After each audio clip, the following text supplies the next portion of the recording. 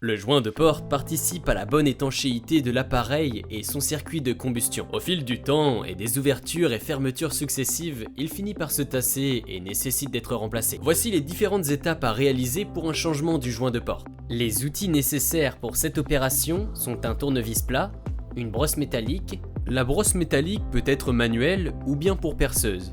La deuxième option permet une bonne efficacité en minimisant l'effort. Et une cartouche de silicone haute température. Pour commencer, il convient de déposer le joint usé. Localisez la jointure, puisque c'est par le bout que vous parviendrez à débuter plus facilement le retrait du joint. Le tournevis plat permet de dégager le bout pour pouvoir tirer dessus.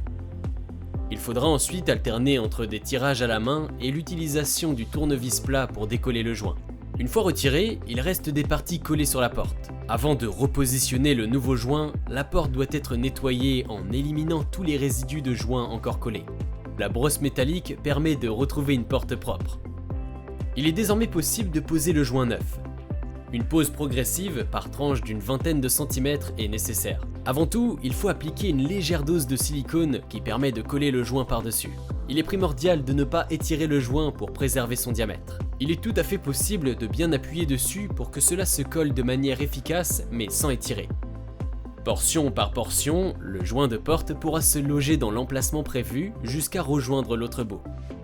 Une fois terminé, il est normal que la fermeture de la porte soit plus difficile.